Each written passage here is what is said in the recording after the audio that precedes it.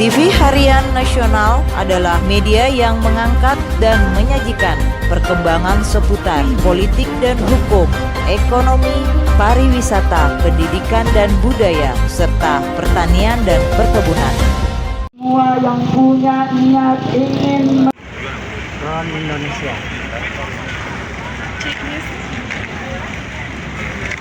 Halo, Indonesia. Iya, Indonesia. Merhaba. YouTube. Video Iya. mu? Video. Thank you. Ron Indonesia.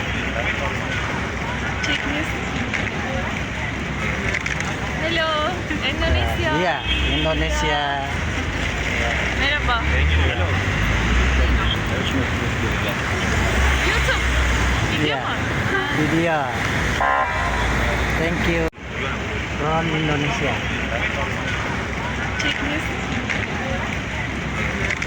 Halo, Indonesia. Iya, Indonesia. Merhaba. YouTube. Video Iya. mu? Video. Thank you. kemenangan untuk rakyat Indonesia, kemenangan untuk keadilan, kekalahan untuk kemenangan untuk rakyat. Yang didesain itu mengacu kepada data yang ada di Kemensos DTKS. Kalau itu menggunakan data KPM penerima PKH ataupun sembako.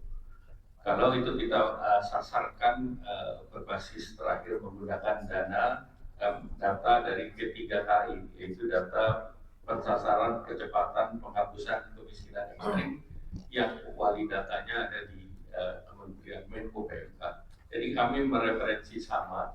Sebagai contoh, mungkin program yang terkait dengan kartu prakerja itu seperti tadi kita melakukan screening berbasis data Dukcapil dari Kementerian Pendidikan, Dapodik, kemudian DTKS dan yang lain. Jadi itu interoperability dan kesamaan data di pemerintah itu disinkronkan semua. Demikian yang tidak boleh terlambat untuk menyalurkan.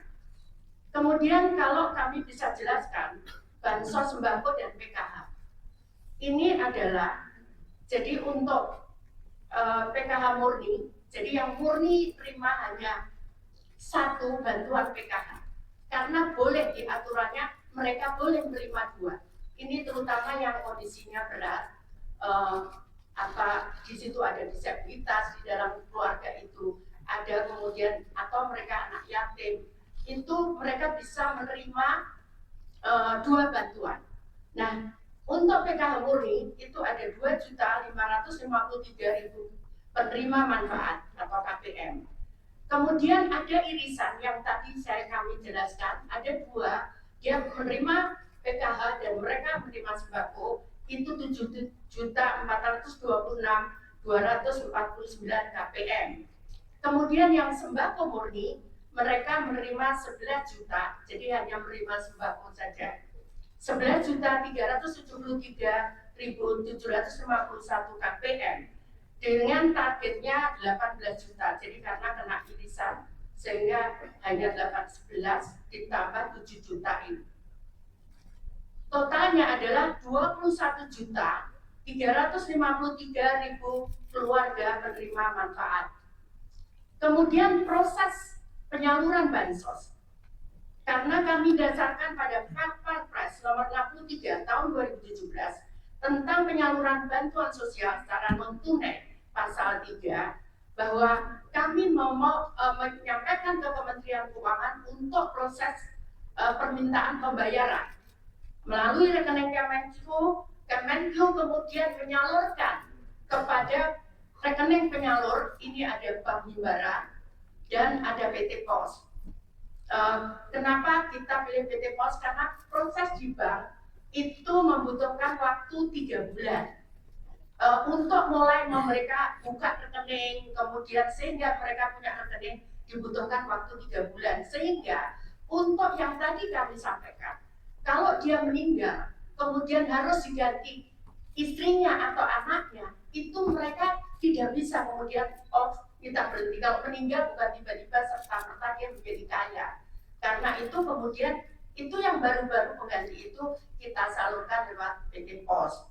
Ini kesepakatan dengan Wakil Menteri BUMN karena bank tidak bisa menerbitkan di bawah 2 juta, di bawah 3 bulan. Kemudian langsung masuk ke rekening KPM. Jadi bukan kita serahkan, masuk ke rekening KPM. KPM bisa ngambil di bank, di ATM. KPM bisa ngambil di saat penyaluran, tapi tetap masuk di rekening KPM. Jadi ini bukan kita berikan uang cash langsung. Tidak bisa seperti itu karena kami dasarnya adalah Perpres nomor 63 tahun 2017. Jadi langsung ke rekening, kemudian dia bisa mengambil, bisa lewat ATM, bisa lewat ini kami sangat bermanfaat karena di beberapa daerah terpencil kadang mereka tidak ada ATM di sana, tidak ada bank di sana, sehingga PT Pos yang menyalurkan mereka datang ke tempat tersebut, tapi masuk ke rekening itu, ke rekening KPM. Demikian kira-kira Bapak yang mulia, Bapak Ibu dan para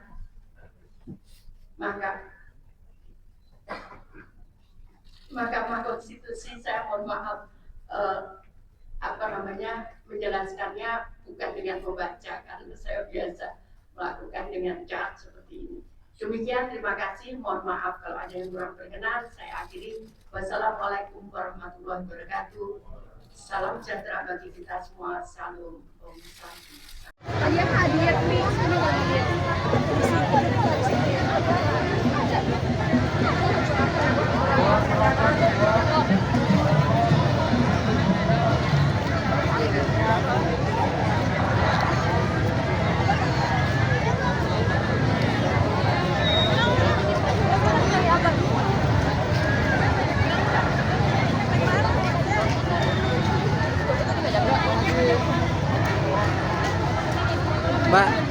Mbak, gimana melihat Palestina?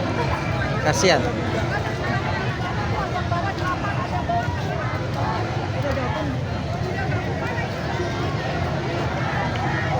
Ikhwan sekalian,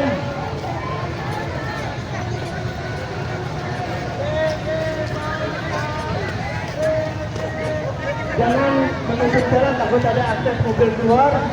Rapat kesini sekalian, ini adalah titik terakhir kita di hari Jumat yang berbahagia ini. Bismillahirrahmanirrahim. Ya ayyuhalladzina amanu istajibu lillah wa lirrasul idza da'akum lima yuhyikum. Hai orang-orang yang beriman, sambutlah panggilan Allah dan panggilan Rasul ketika kalian diseru, ketika kalian dipanggil agar kalian keluar dari kematian.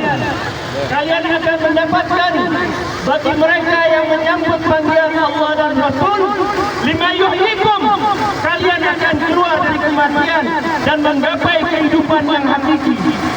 Ikhwan, wahwat, para ibu, semua yang hadir di majlis panggilan imam yang suci ini, alhamdulillah, setiap langkah antum jangan ragu kalau langkah ini akan dicatat sebagai bentuk kesetiaan kita kepada panggilan Allah dan Rasul. Panggilan ini panggilan yang sangat berharga dikarenakan membedakan insan dan hewan. Hewan tidak peduli dengan sekelilingnya. Hewan mungkin saja mati rasanya, dan itu ada di tengah-tengah kaum muslimin yang tidak peduli dengan nasib bangsa Palestina. Tidak ada satu air mata yang mereka alihkan, tidak ada duka yang mereka tampakkan. Hari ini kita berduka dengan duka mereka, tapi di dalam kedukaan kita berharap setiap langkah kita menjadi doa akan kebebasan Palestina. Takbir! Allahu Akbar! Takbir! Allahu Akbar! Mampus Amerika! Mampus Amerika! Mampus Israel!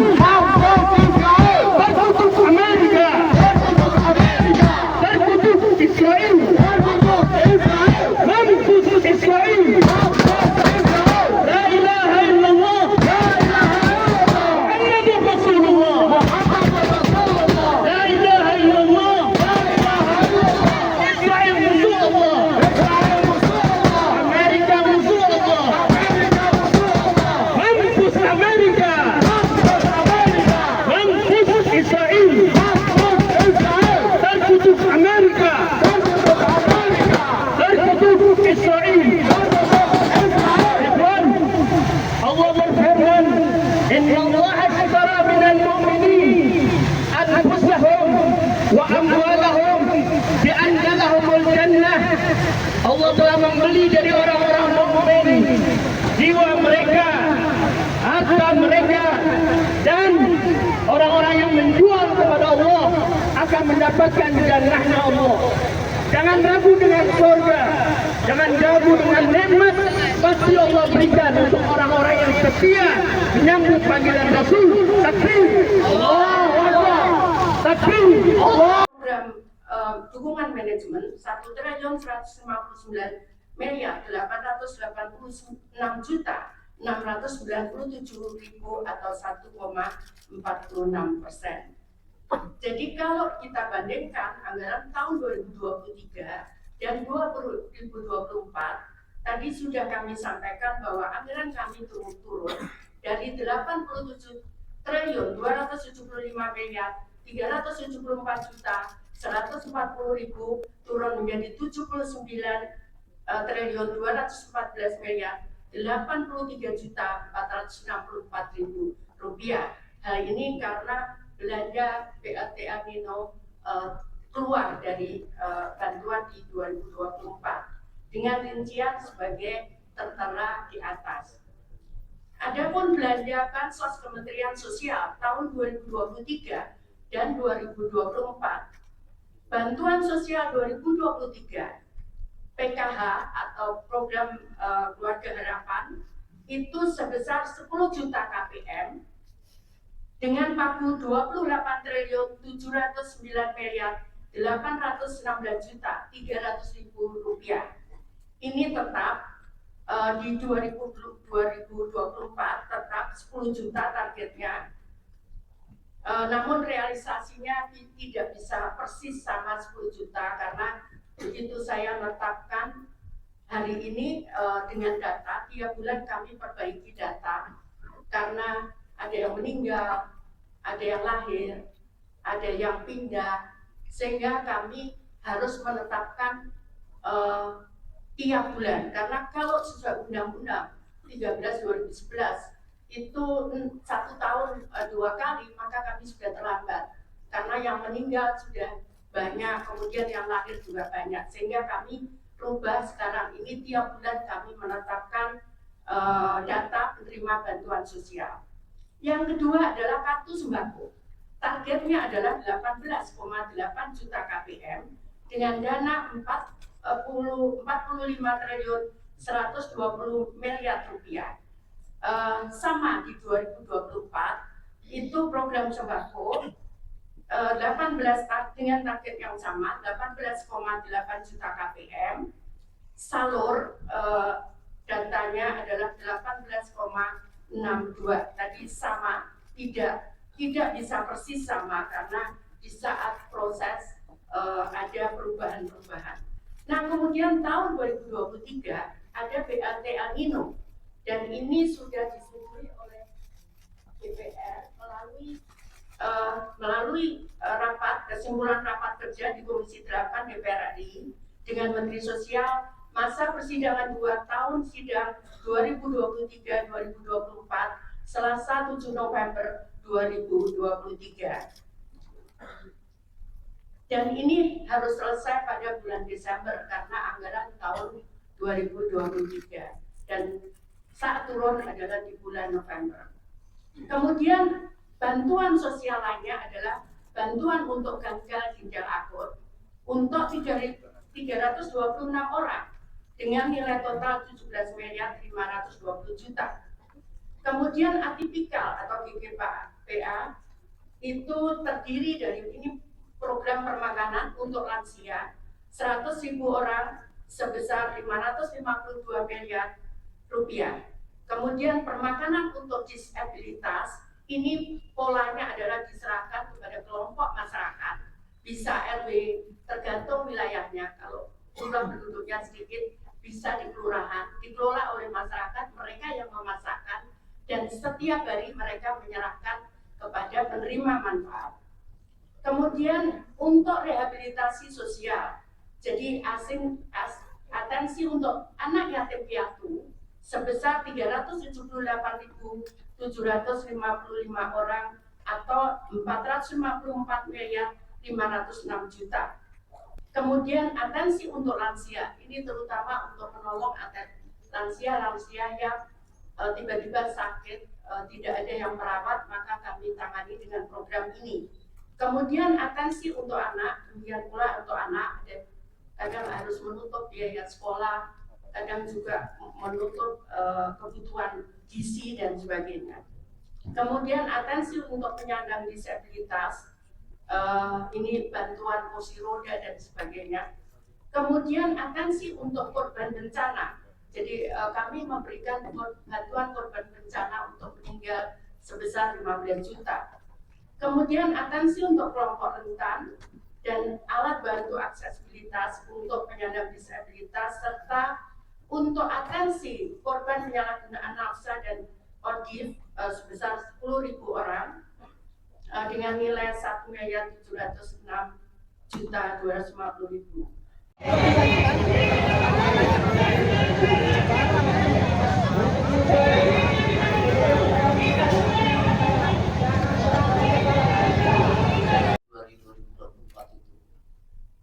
Apakah dimungkinkan dua bantuan atau lebih dari satu jenis bantuan itu kemudian disalurkan secara bersamaan, fokusnya di Januari dan Februari 2024 kemarin? Apakah itu ada, dan kemudian apakah dua kementerian itu kemudian ada koordinasi ataukah masing-masing kemudian berjalan sendiri? Pak Muhadjir. Terima kasih Yang Mulia. Tadi sudah saya sampaikan, bantuan secara simultan itu bukan hanya pada Januari saja, sejak dulu begitu. Ya, Ya. Ini di Januari dan Februari. Iya, sama Yang Mulia. Jadi misalnya terutama dari dari 1,12%, sekitar 5 juta penduduk yang miskin ekstrim itu menerima hampir semua. Jadi dia juga menerima PKH kalau di dalamnya ada kriteria, karena PKH ini Yang Mulia itu diberikan kepada keluarga miskin, tetapi dengan kriteria tertentu. Misalnya di situ ada ibu hamil, ada ibu menyusui, ada anak sekolah, ada keluarga difabel, ada keluarga lansia. Jadi kalau nanti di dalam keluarga miskin itu ada salah satu atau beberapa orang yang menderita ini, dia dapat juga PKH. Kemudian dia juga dapat BLT bansos, makanan dari bansos. Dia juga bisa mendapatkan bantuan juga dari El Nino, bantuan pangan El Nino. Dia juga bisa mendapatkan bantuan dari beras, perdagangan pangan beras. Sehingga kita harapkan yang miskin ekstrim ini dengan mendapatkan bantuan dari semua sisi itu akan terangkat pendapatannya menjadi di atas garis kemiskinan. Sehingga upaya kita untuk mentarget tahun 2014 kemiskinan ekstrim 0% itu bisa diselesaikan dengan dia. Berarti itu bisa simultan ya Bapak? Betul, yang Ada tambahkan Pak Menko Perekonomian? cukup. Baik, saya ke Ibu Menteri Keuangan dulu. Ibu, dari anggaran El Nino tadi yang sampaikan Bu Mensos itu, kenapa kemudian mengalami penurunan? Karena untuk sektor El Nino dikeluarkan itu maksudnya apakah itu dari usulan tahun 2023 untuk realisasi 2024 memang sudah tidak dianggarkan lagi untuk Kemensos, atau memang itu ada kebijakan di tingkat kemudian setelah pembahasan anggaran kemudian dikeluarkan? Izin Yang Mulia, untuk tahun 2023 yang bantuan El Nino ada dalam bentuk bantuan beras itu disalurkan oleh Bappenas, dan untuk BLT tadi yang dalam bentuk cash atau tunai itu disalurkan oleh Ibu Mensos yang tadi disampaikan sudah ada anggarannya, itu ada tambahan, jadi kita memberikan tambahan di tengah tahun anggaran 2023, namun sudah mendapatkan persetujuan juga dari DPR. Namun di dalam mekanisme anggaran bisa saja sumber anggaran itu ada di dalam cadangan bendara umum negara, dan di situ bisa digunakan pada saat negara atau ekonomi menghadapi suatu situasi di mana dibutuhkan suatu tambahan anggaran. Dan mekanisme yang dilakukan, kami mengambil dari bendara umum negara kemudian disalurkan seperti yang BLT. Untuk 2024 itu yang sudah dieksekusi dan sudah dianggarkan adalah yang BLT, adalah bantuan pangan yang ada di Kementerian di Bappenas, itu yang 10 kilo untuk 6 bulan.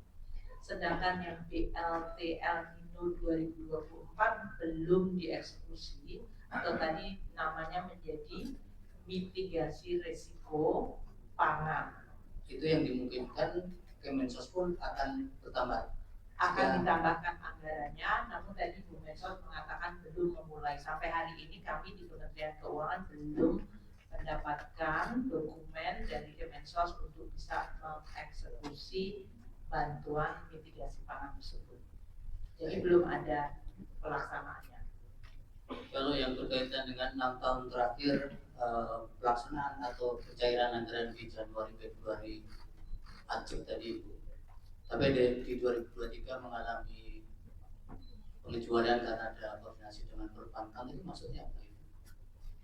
Jadi begini Bapak, jadi mohon maaf setelah kita dalami, kan kenapa penyerapan itu kecil.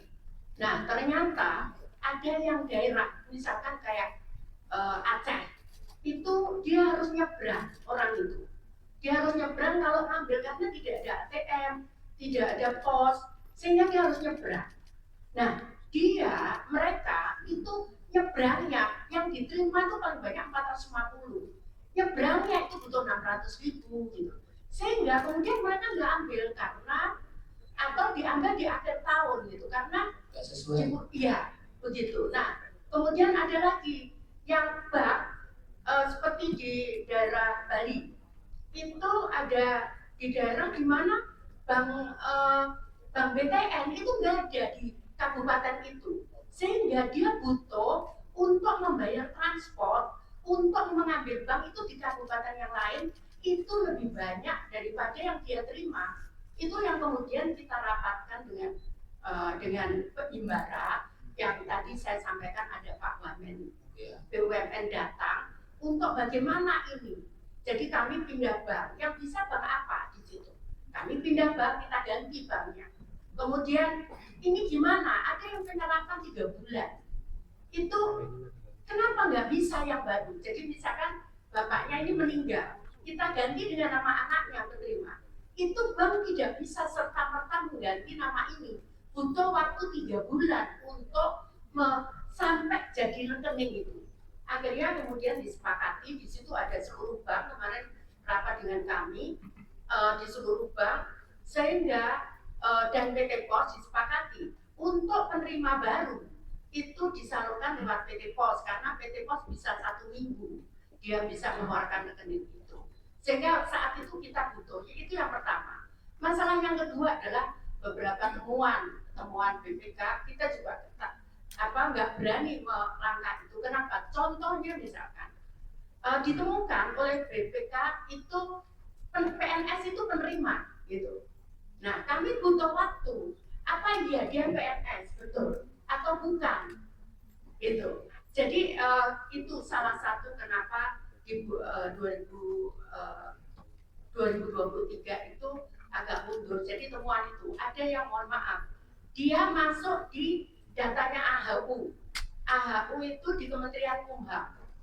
Dia sebagai di situ ditulis sebagai komisaris perusahaan A.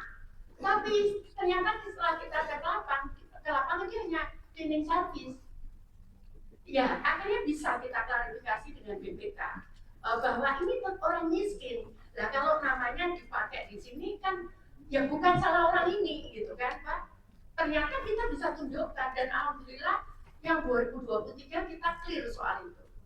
Kita clear yang PNS itu memang harus kita serahkan ke daerah, karena di daerah itu tidak, PNS itu tidak hanya di daerah itu, bukan hanya kewenangan daerah seperti guru, kemudian PNS di daerah, tapi ada PNS di kejaksaan, ada PNS di kepolisian, ada PNS di pengadilan, sehingga mereka membalikannya juga butuh proses waktu. Namun kemudian tidak bisa saya putus, ini harus jalan kita.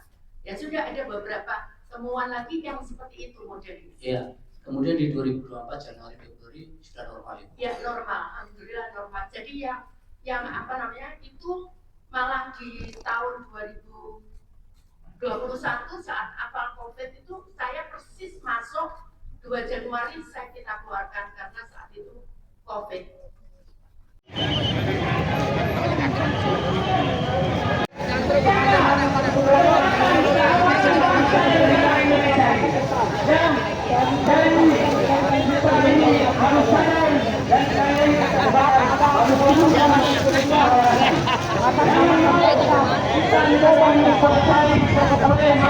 Buat kezaliman dan kami buat ketetapan untuk kehancurannya lagi.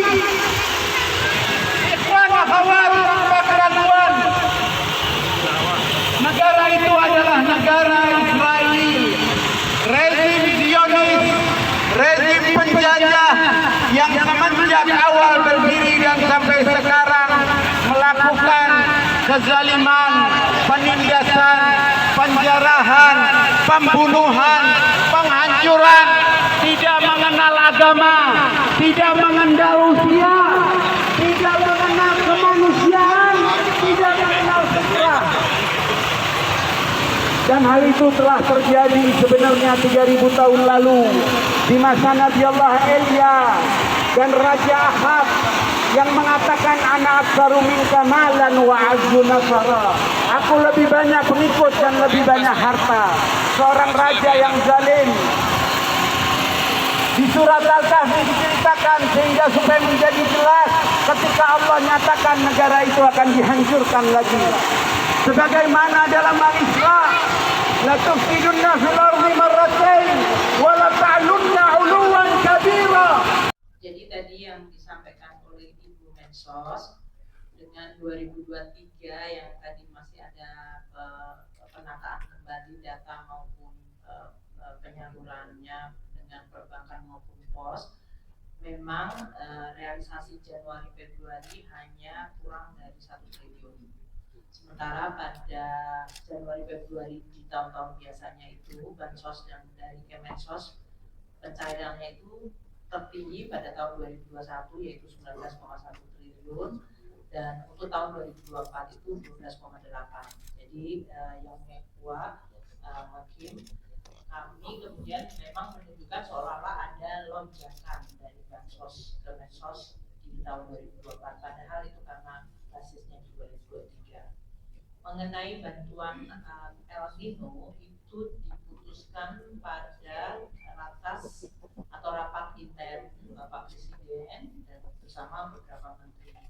Pertama waktu itu bicara mengenai data, termasuk pembahasan mengenai adanya data Rexosec, yaitu mengumpulkan semua data dari rumah tangga di Indonesia yang diharapkan bisa menjadi suatu data bersama untuk tadi yang disampaikan oleh Yang Mulia Hakim mengenai pentingnya untuk koordinasi data. Kemudian juga dibahas mengenai kondisi El Nino yang menyebabkan produksi beras dan harga beras meningkat, sehingga kemudian diputuskan untuk memberikan tambahan itu sejak tahun 2023 dan eksekusinya untuk bantuan pangan sejak September 2023. Kalau ada keputusan rapat tersebut, maka kemudian proses anggarannya, kalau eksekutornya adalah Bappenas, maka Bappenas akan mengajukan anggaran kepada kami di Kementerian Keuangan berdasarkan keputusan rapat presiden atau rapat internal bersama Presiden Wapres dan beberapa menteri. Itu yang biasanya dilakukan, Bapak. Yang ratas itu Ibu masih ingat waktunya kapan? Yang pembahasan khususnya ini.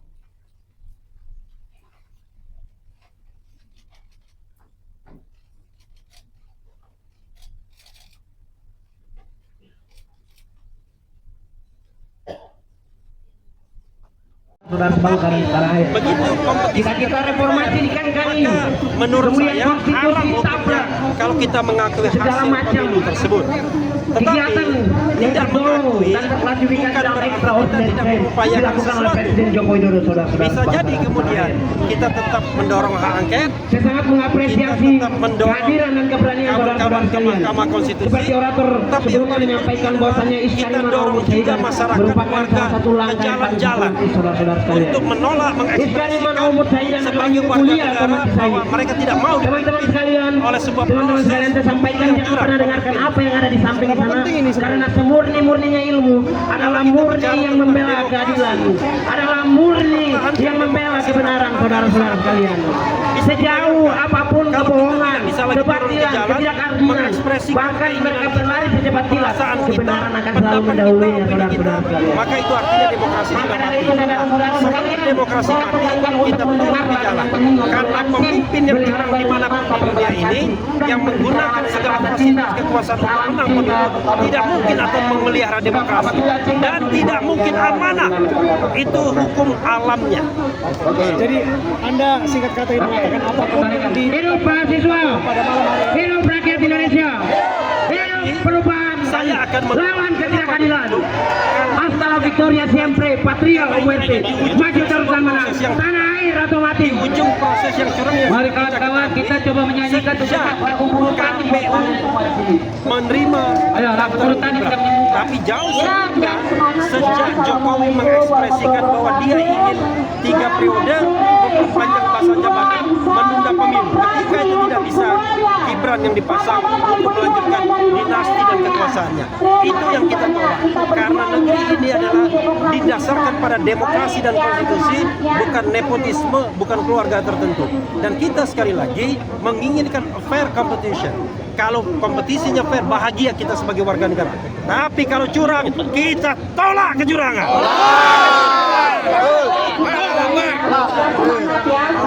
Apakah ini sudah menjadi barangkali sudah ada langkah yang pasti maju?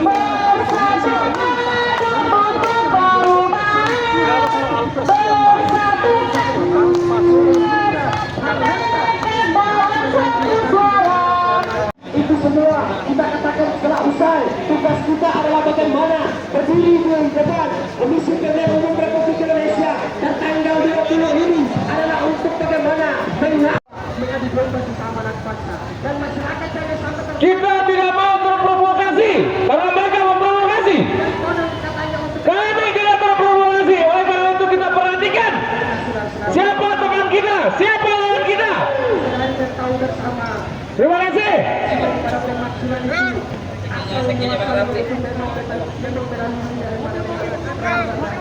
Namun kemudian secara prinsip dasar hukumnya itu nanti kita bisa lihat di dalam